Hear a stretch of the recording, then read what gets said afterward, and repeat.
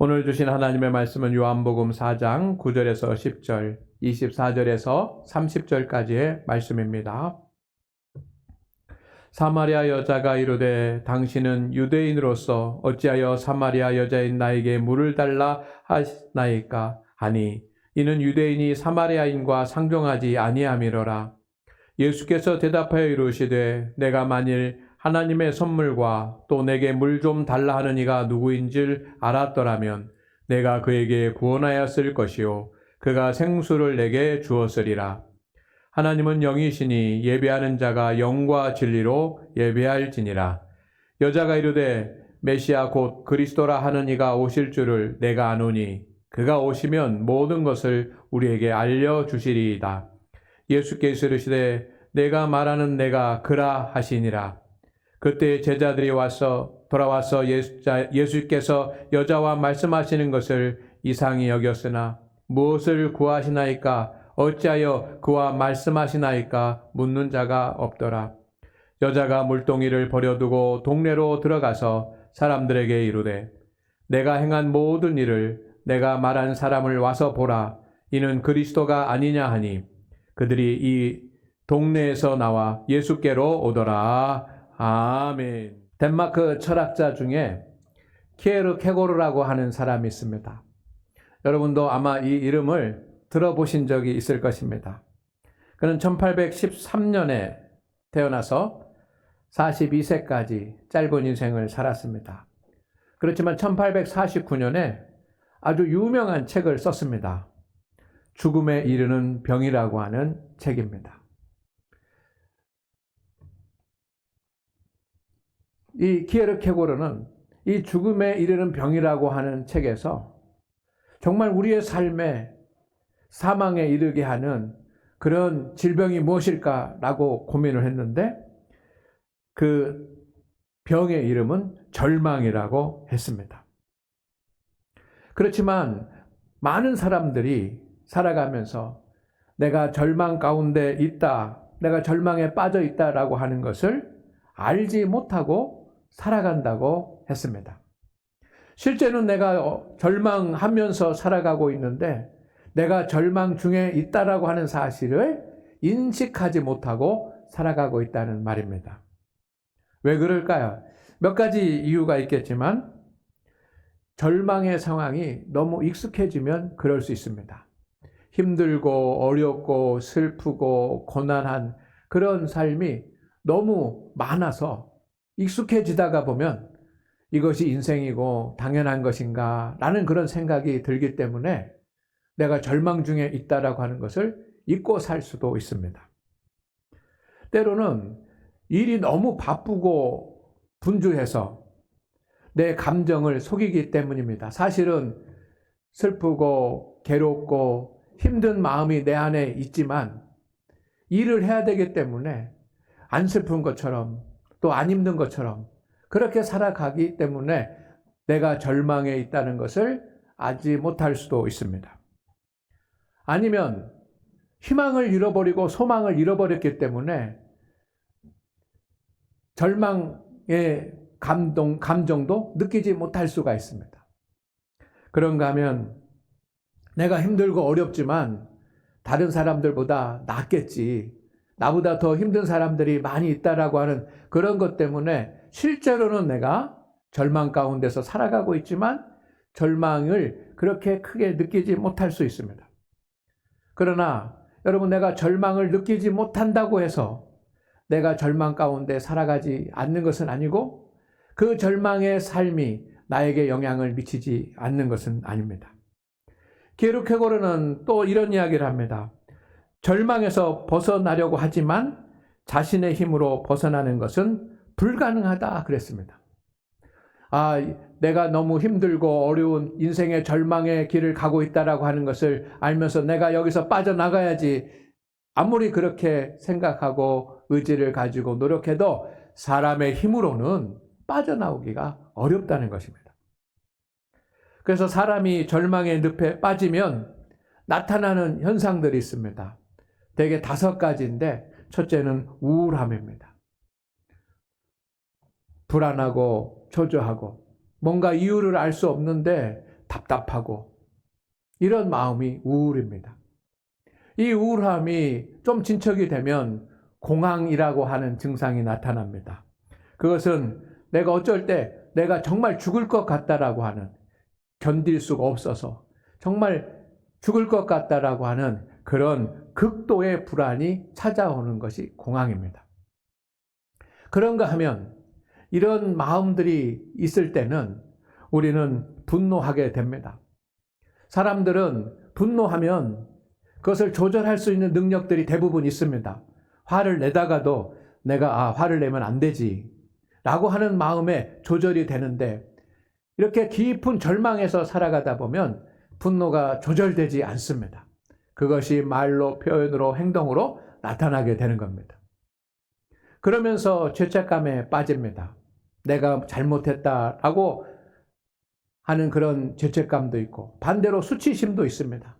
내 인생에 대한 부끄러움을 사람들에게 갖기 때문에 사람들과의 대인 관계도 무너지고, 마지막에는 내 인생은 헛된 것이다 라고 하는 깊은 허무감에 빠지기도 합니다. 수가성의 여인은 5번 결혼했습니다. 그런데 이 5번의 결혼에 실패했습니다. 그녀가 뭘 잘못했기 때문에 이렇게 5번이나 결혼을 해야 되는 것이었을까요? 제 생각에는 5번 결혼하게 된 데는 이유가 있습니다. 아마 사별을 했을 수도 있고, 또 억지로 남편에게 일방적으로 이혼을 당했을 수도 있습니다. 왜냐하면 당시에 그런 어떤 그 가정이나 결혼 제도에 대한 것을 유추해 볼 때 충분히 그럴 수 있습니다. 5번이나 이혼을 당하고 때로는 사별을 하고 어떤 이유 때문에 남편과 헤어져야지만 했다라고 하는 그런 여인의 심정은 어떠했겠습니까? 그런가 하면 지금의 결혼 생활도 만족할 수가 없고, 오히려 지금 살아가는 남편이 폭력을 휘두르고 강압하고 그런 힘든 결혼 생활이 계속되고 있다면 얼마나 절망적이겠습니까? 수가성의 여인은 깊은 절망 가운데 빠져 있습니다. 그렇기 때문에 우울함도, 공황도, 분노도, 죄책감도, 허무한 마음도 이 자기의 마음 가운데 다 가지고 있는 것입니다. 성도 여러분, 여러분은 행복하십니까? 언제든지 누구와 함께 있든지 행복하셨습니까? 정말 나는 내가 인생을 살아가는데 나는 누구를 만나도, 나는 어떤 자리에 있어도, 어떤 순간에도 내 인생은 행복하기만 했다라고 하는 사람들은 아멘 한번 해보시기를 바랍니다. 그분에게는 진짜 그런 행복이 있기를 바랍니다. 성도 여러분, 세상에 성공만 하는 사람이 어디 있겠습니까? 그런 사람은 없습니다. 당연히 모든 사람들은 실패를 경험하고 그것으로 말미암아서 절망의 자리에 섭니다. 모든 사람이 그렇기 때문에 오늘 하나님을 예배하는 우리도 그렇습니다. 우리도 실패의 경험이 있습니다. 우리가 실패의 경험이 있기 때문에 저도 실패의 경험이 있고 여러분도 실패의 경험이 있고, 그것으로 인해서 낭망하고 절망했던 그런 경험들이 있지 않습니까? 부부가 함께 살아가면서도 행복하게 살기를 원했고 평안하게 살기를 원하고 사랑하면서 살기를 원하지만, 여러분 사실은 부부간에도 이 실패의 경험들이 있습니다. 이혼은 안 한다고 할지라도 싸우기도 하고 다투기도 하고 하면서 이 실패의 경험이 있지 않습니까? 가정에도 수많은 실패의 경험들이 있습니다. 그리고 여러분의 자녀들도 마찬가지입니다. 자녀들이 항상 성공하고 살아가는 것만은 아닙니다. 실패의 경험이 있습니다. 사업도 항상 승승장구하는 것만이 아닙니다. 직장 생활도 항상 좋은 일들만 있는 것이 아닙니다. 우리가 주님의 일을 감당하는 것도 항상 성공하는 것만은 아닙니다. 뜻대로 되지 않을 때가 있습니다. 그때 우리는 절망을 하게 됩니다. 낙심하기도 합니다. 그러나 여러분, 몇 번이나 실패해 보셨습니까? 5번 이상 됩니까? 여러분, 우리가 인생을 살아가면서 내가 5번만 실패했다고 할지라도 여러분, 그것은 실패한 것이 아닙니다. 5번만 실패한 사람은 정말 행복한 인생을 산 사람일 것입니다. 우리는 더 많은 실패의 경험을 가지고 있고 우리는 또 그래서 절망의 마음을 알고 있습니다. 그러나 성도 여러분, 절망하지 마시기를 바랍니다. 절망했더라도 속히 일어나시기를 주의 이름으로 축원을 드립니다. 키에르케고르는 인간이 절망에 빠지는 근본적인 이유가 있다고 말합니다. 그것은 하나님과의 관계의 단절에서 온다고 합니다. 만약에 어떤 사람이 하나님과의 관계가 친밀하고 하나님과 온전한 관계에 있고 하나님의 은혜 가운데 살아가고 있으면 그는 아무리 세상이 절망의 상황이 된다고 할지라도 그는 낙심하지 않는다는 뜻이고 그의 영혼이 아무리 어려움 가운데 있더라도 그의 삶이 아무리 힘든 가운데 있더라도 주님을 만나면 절망이 소망으로 바뀌어진다는 뜻인 줄로 믿습니다. 오늘 예수 그리스도를 우리는 기다리고 있습니다. 사랑하는 우리 장안교회 성도 여러분, 우리의 현실 중에 힘들고 어려운 일이 있다고 할지라도 우리의 절망을 소망으로 바꾸시는 주님을 만나서 우리에게 복된 하나님의 역사가 있기를 주의 이름으로 축원을 드립니다. 주님은 우리를 판단하지 않으십니다. 우리를 정죄하지도 않으십니다. 주님은 우리와 함께 하시면서 우리의 고난을 함께 감당해 주시는 사랑의 주님이시고 주님이 바로 길이십니다. 절망의 시간은 주님을 만날 기회입니다. 세상에는 절망이 인생의 끝이 되는 사람이 있고 또 절망을 당하였어도 인생의 새로운 길이 시작되는 사람이 있습니다. 욥은 어느 날 깊은 절망을 경험을 합니다.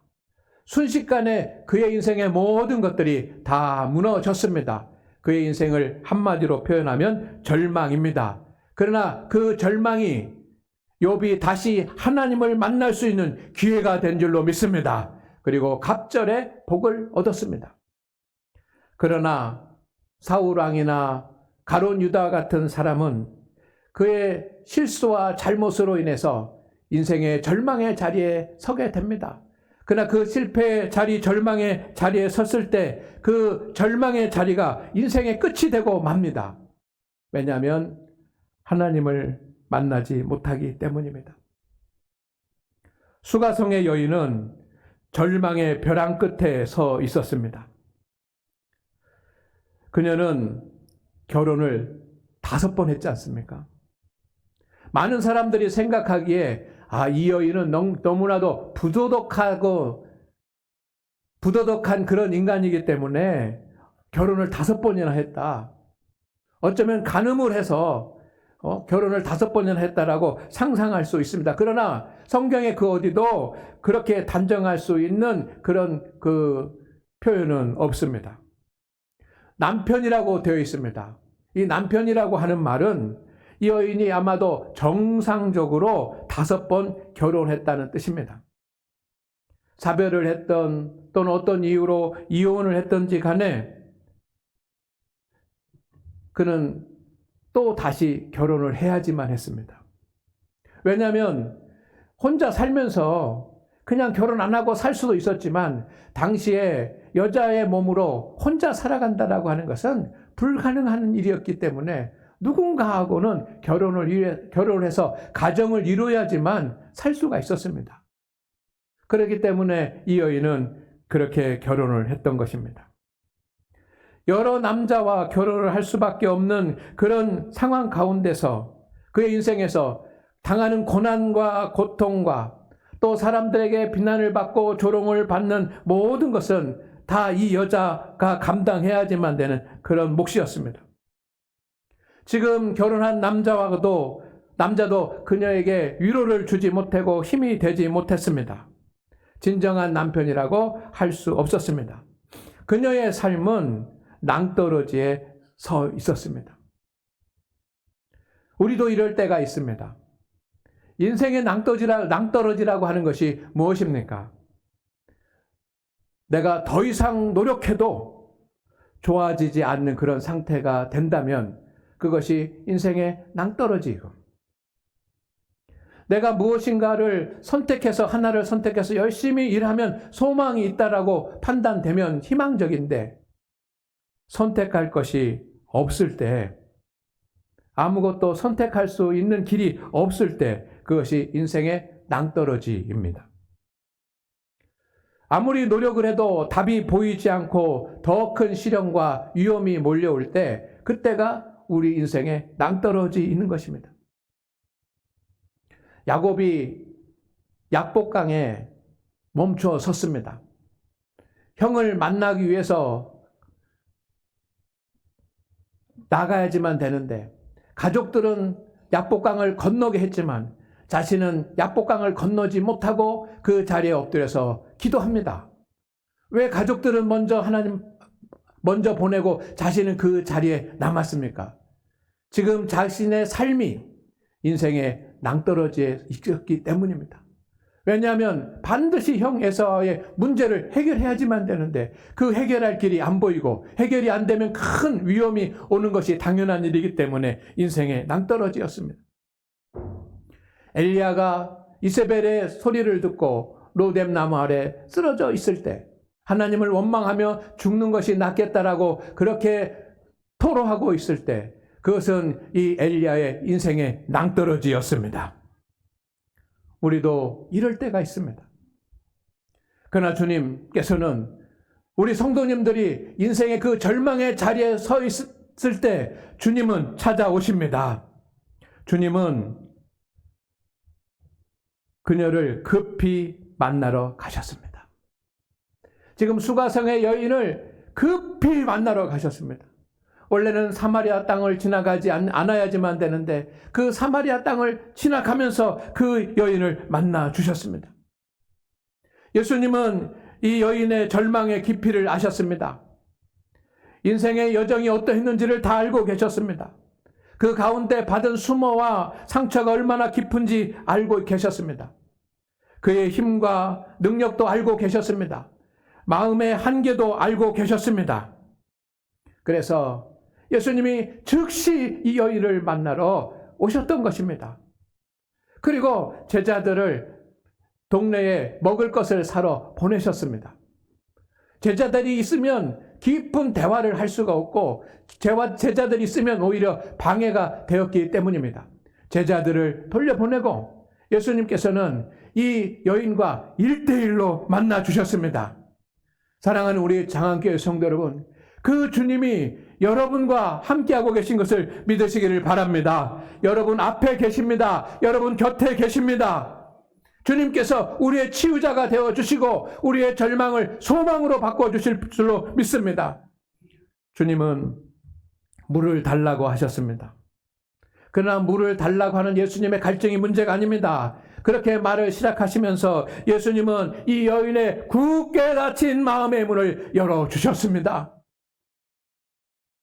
인생의 깊은 상처로 말미암아 누구에게도 열리지 않는 이 굳게 닫힌 마음의 문을 주님께서 열어주셨습니다. 남편을 불러오라고 말씀하셨습니다. 그러나 그녀를 책망하기 위해서도 아니고 그녀에게 남편을 왜 5번 결혼했냐 훈계하기 위해서도 아닙니다. 남편의 이야기를 하시면서 주님은 이 여인이 가지고 있는 삶에 대한 문제, 삶에 대한 마음의 문제를 다 다루셔서 해결해 주셨습니다. 주님께서는 예배에 대해서 말씀하십니다. 예배에 대해서 말씀하시면서 영적인 문제까지 해결해 주셨습니다. 그 주님이 오늘 저와 여러분에게 함께 하시면서 우리의 모든 문제를 해결해 주실 줄로 믿습니다. 절망을 소망으로 바꿔 주실 줄로 믿습니다. 할렐루야! 할렐루야! 수가성의 여인이 주님을 만날 수 있었던 것은 이유가 있습니다. 수가성 여인에게 아직 꺼지지 않는 믿음의 불이 남아 있었습니다. 이것이 중요합니다. 주님이 우리를 찾아오셔도, 주님이 여러분을 만나고 싶어 하셔도, 여러분 곁에 계셔도, 여러분을 향하여 손을 내밀고 계셔도, 주님이 계속 말씀하고 계셔도 우리가 주님을 만나려면 우리가 주님을 만나고자 하는 마음이 있어야 될 줄로 믿습니다.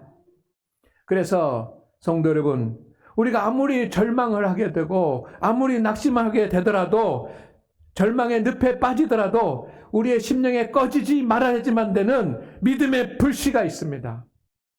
15절 말씀을 다 같이 읽겠습니다. 시작. 여자가 이르되 주여 그런 물을 내게 주사 목마르지도 않고 또 여기 물길로 오지도 않게 하옵소서. 아멘. 주님께서 물을 달라 하시더니 이제는 내가 물을 주겠다고 말씀합니다. 그럼 내가 주는 물은 영생을 누리도록, 영생에 이르도록 하는 샘물이라고 그랬습니다. 그랬더니 이 여인이 즉시 주님 앞에 말합니다. 그런 물을 내게 주셔서 물길로 오지 않게 하옵소서 라고 합니다. 이 말은 어떤 의미입니까? 이 여인이 절망 중에 있습니다.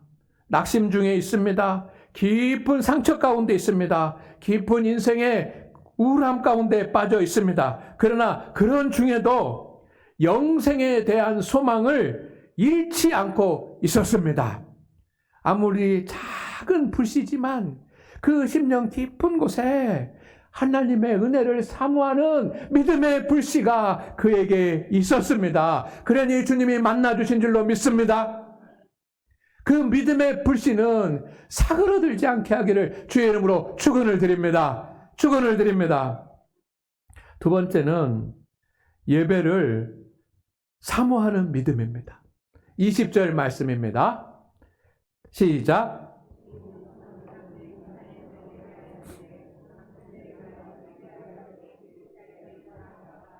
아멘.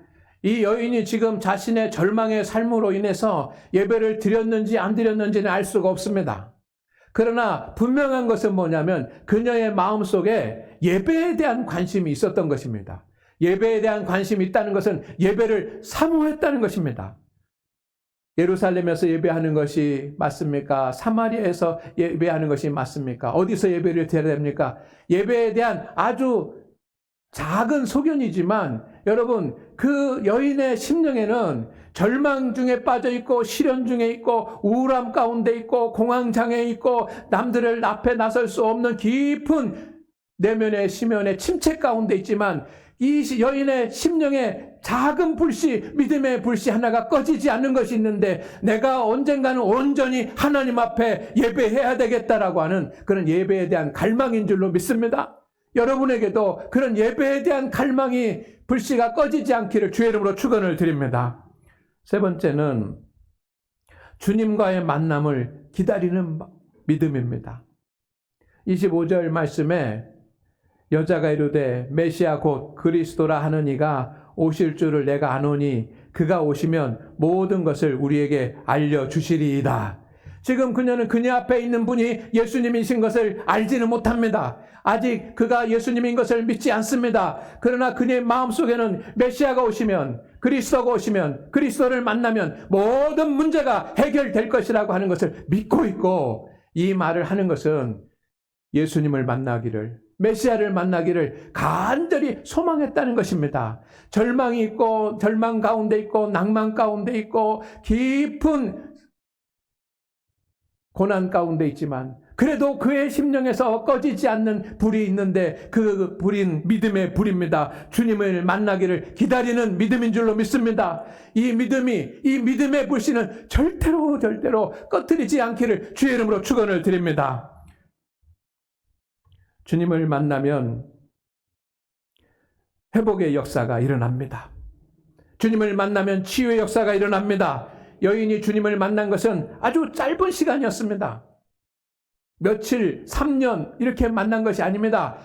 짧은 시간입니다. 제자들이 동네에 들어가 가지고 먹을 것을 사올 수 있는 그런 시간입니다. 한 30분 정도 걸렸을까요? 1시간 정도 걸렸을까요? 아주 짧은 시간입니다. 그런데 그 짧은 시간 주님을 만나서 그 여인은 완전히 다 치유를 받고 회복의 은혜를 입은 줄로 믿습니다. 우리가 예수님을 오래 믿어야지만 되는 것도 아니고 예수님을 만나기 위해서 뭐 몇 년 동안 기다려야만 되는 것이 아닙니다. 여러분, 예수님을 온전히 만나면 그 즉시 우리의 삶의 치유와 회복의 역사가 일어날 줄로 믿습니다. 여인은 마음의 병이 치유가 됐습니다. 여자가 물동이를 버려두고 라고 했습니다. 여인은 물동이를 버려두었습니다. 여인은 이 물동이를 지고 와서 이 샘에서 나오는 물을 마셔야지만 됐습니다. 이 물을 마시지 않으면 너무 답답하고 갈증이 심해서 살아갈 수가 없는 것입니다. 그에게 위로를 주거나 그를 위해서 축복하거나 그를 위해서 격려하는 사람은 없었습니다. 그러니 그가 위로를 받을 수 있는 것은 오직 이 시원한 생수를 마시는 것뿐이었습니다. 그녀는 오늘 점심때도 그 물을 들어왔습니다. 그러나 그 물을 뜨려고 하다가 그 물을 마시지도 않고 이제는 그 물동이를 버려두었습니다. 마음속에 갈증이 가득하고 절망 중에서 살아가면서 답답한 것이 가득 차 있었는데 인생의 모든 갈증이 다 예수님 만나고 예수님으로부터 치유받고 다 갈증이 사라졌기 때문입니다. 기쁨과 소망이 넘쳐났습니다. 그의 심령에 생수가 솟아나고 있었습니다. 성령의 역사가 시작되었습니다. 요한복음 7장 38절 39절 말씀을 읽습니다. 시작. 나를 믿는 자는 성경의 이름과 같이 그 배에서 생수의 강이 흘러나오리라 하시니 그를 믿는 자들이 받을 성령을 가리켜 말씀하신 것이라. 아멘. 주님이 말씀하신 그 생수는 성령인 줄로 믿습니다. 주님을 만났을 때 그 여인의 심령에 성령님이 임재하셨습니다. 그리고 그 여인의 심령에 이제는 성령의 열매들이 나타나기를 시작을 했습니다. 미움과 시기로 가득 차 있던 마음인데 사랑하기 시작했습니다. 지금 살고 있는 남편도 사랑스러워 보이고 자기를 조롱하고 비난하던 사람들도 사랑스러워 보였습니다. 너무 절망해서 참을 수가 없었는데 그래서 분노하고 폭발하는 사람이었는데 이제 성령이 그의 심령에서 강수같이 흐르니 오래 참음의 역사가 나타났습니다. 남들이 어려운 것을 오히려 살필 수 있는 자비의 마음이 살아났습니다. 참된 선을 행할 수 있는 양선의 마음이 살아났습니다. 온유한 마음이 됐습니다. 자기 스스로 절제 않는 마음이 생겼습니다. 성령의 열매들이 그의 심령에서 살아나게 된 줄로 믿습니다. 성령이 임하였기 때문입니다. 성도 여러분, 우리에게는 마음의 상처가 있습니다. 절망 가운데서 살아가기 때문입니다. 힘든 세상 가운데서 살아가기 때문입니다. 이런 마음의 상처는 우리에게 우울을 가져다 주고 고독을 가져다 주고 분노하게 하고 슬픔 가운데 있게 하고 인생을 불안하게 합니다.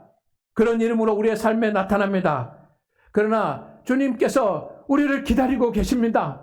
우물가의 여인을 기다렸던 것처럼 오늘 우리 주님의 교회 장안교회에서 우리를 기다리고 계십니다. 치료하기 위해서 기다리십니다. 주님 앞에 모든 것을 내려놓으시기를 주의 이름으로 축원을 드립니다. 주님께서 우리의 마음을 치유하여 주시고 회복하여 주실 것입니다. 두 번째는 삶의 문제들이 치유되었습니다. 이렇게 되어 있습니다. 동네로 들어가서 사람들에게 이르되, 이것은 여인이 할 수 있었던 일이 아닙니다. 그녀는 사람이 두려웠습니다. 사람을 만나는 것을 회피했습니다.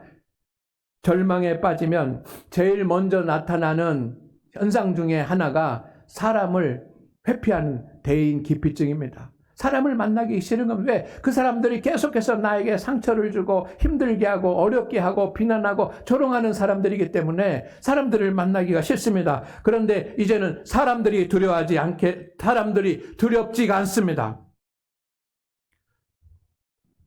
그녀는 삶에 대한 의지가 미약했습니다. 살고자 하는 마음이 별로 없었습니다. 일에 대한 의욕도 없었습니다. 그래서 그녀는 아침을 12시에 시작을 했습니다. 따가운 그런 햇빛이 내리쬐는 정오에 아마 어쩔 수 없이 일어났습니다. 그리고 목이 마르니까 물을 뜰러 오는 겁니다.